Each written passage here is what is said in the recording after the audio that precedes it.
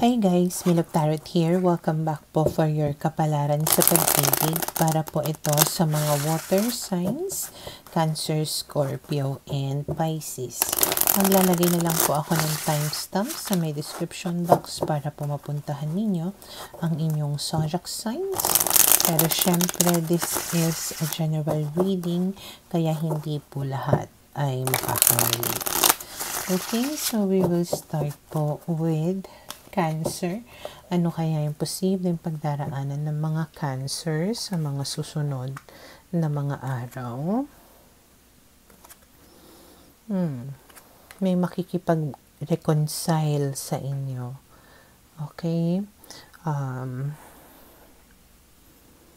Lalong-lalo na kung halimbawa na asawa mo to, na nagkaaway kayo, nagkahiwalay kayo, so pwedeng manumbalik itong tao na to para ayusin yung relationship ninyo na dalawa.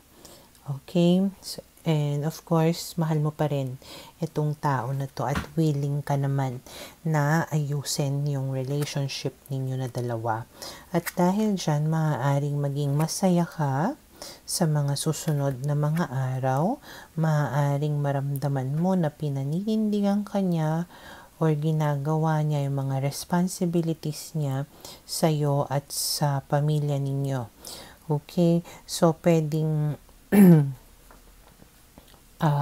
malilinaw sa iyo kung ano yung mga naging problema or basta kung meron ka man mga doubts sa tao na to, mabibigyang kasagutan itong mga doubts mo na ito.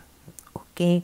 And then we have here the Four of Coins. Pwedeng isa sa mga aayusin ninyo na dalawa is how you handle yung finances ninyo or how you treat each other, lalo na kung may isa sa inyo na obsessive or clingy.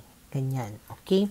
And then we have here the Knight of Coins, the World card, and the Queen of Swords. So, makikita mo talaga yung effort niya dito.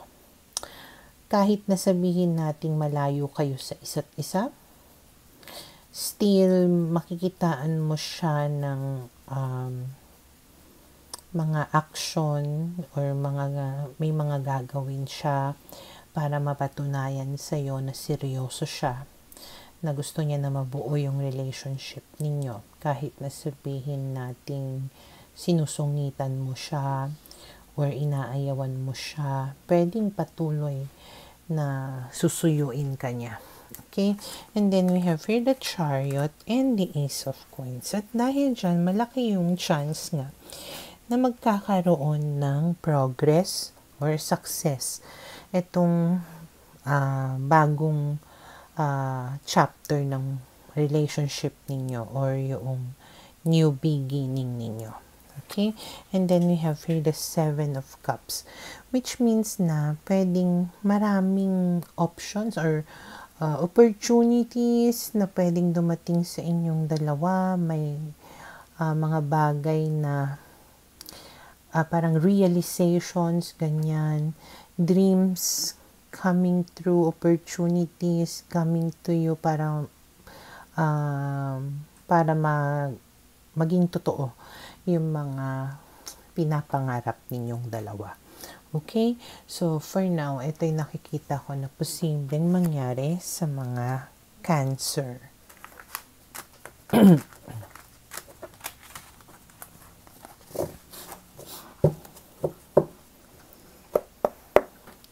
Para sa mga Scorpio, okay, let's see, ano kaya yung posibleng pagdaraanan ng mga Scorpio sa mga susunod na mga araw.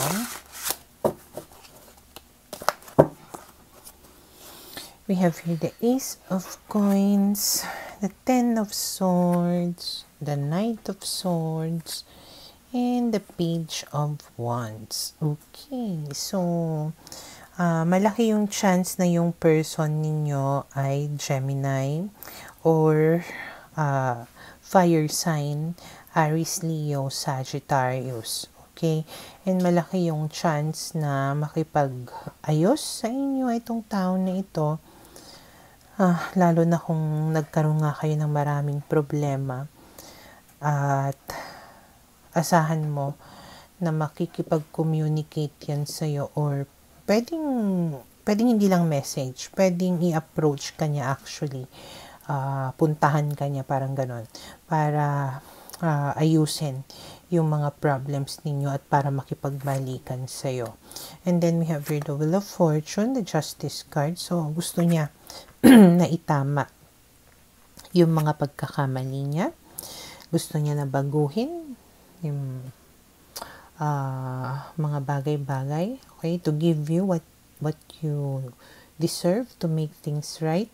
Six of Cups, ibig sabihin nga to reconcile, reunite with you.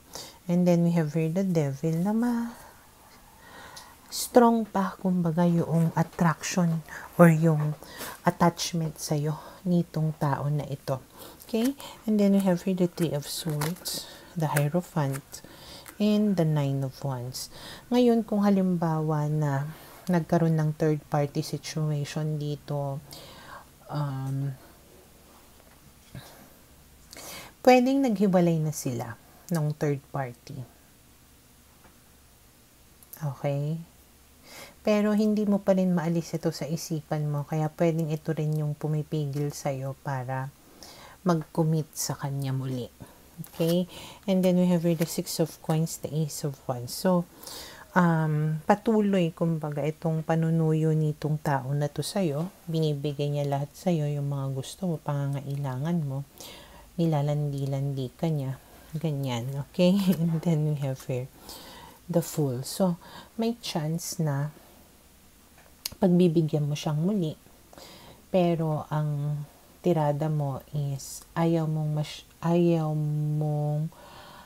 masyadong ma-fall sa kanya, ayaw mong seryosohin masyado. Okay, parang mag-enjoy ka lang, ganyan. Okay, so for now, ito yung nakikita ko na posibleng mangyari sa mga Scorpio.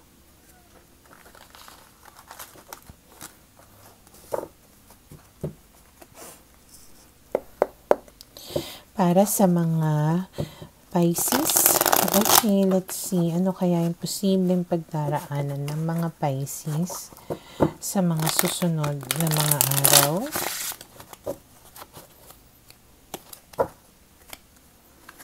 We have here the Ace of Swords, the Ten of Wands, the Strength card, and the Queen of Swords. Okay, so may makikipag-communicate sa inyo dito. Lalong-lalo na kung yung taong ito ay air sign, Gemini, Libra, Aquarius, or Leo, or Sagittarius. Okay? So, makikipag-communicate sa inyo itong tao na to at bibigyang linaw niya yung naging problema sa relationship ninyo. And pwedeng humingi siya ng tawad. Okay? Pero pwedeng sungitan mo itong tao na to, or hindi mo siya papatawarin. Okay? And then we have here the Knight of Wands, the Two of Cups, the Eight of Wands, and the Ace of Cups. Pero ayun, patuloy ka na susuyuin nitong tao na ito hanggang sa bumigay ka. Okay, kukulit-kulitin kanya. Palagi yan nagme-message sa'yo. Palagi kanyang pinapaamon, palagi nagsosorry. And basta ginagawa niya lahat yung makakaya niya para lang makuha muli yung loob mo. And ayun, malaki yung chance na makikipag-ayos ka nga sa kanya. Okay? Here the Sun, the Five of Coins, and the Page of Coins. So, dahil sa nakipagbalikan ka sa kanya, maaaring makaramdam ka naman ng happiness sa mga susunod na mga araw. Okay? So, may mga bagay na ipapangako siya sa'yo para mas maging kampante ka, and maybe isa sa mga pangako sa'yo is yung hindi ka na niya iiwan muli. Okay? And then we have the Six of Swords and then the King of Swords. So, in fairness naman sa kanya, maaaring truthful naman or totoo yung mga sinasabi niya sa'yo. And maaari nga na magkaroon ng mga magagandang pagbabago sa relationship ninyo na dalawa. Okay, and then we have here the Temperance card, which means na magiging at peace ka, kampante, or you will feel like everything is going smoothly between the two of you. Okay? So, for now, ito yung nakikita ko na posibleng mangyari sa mga Pisces.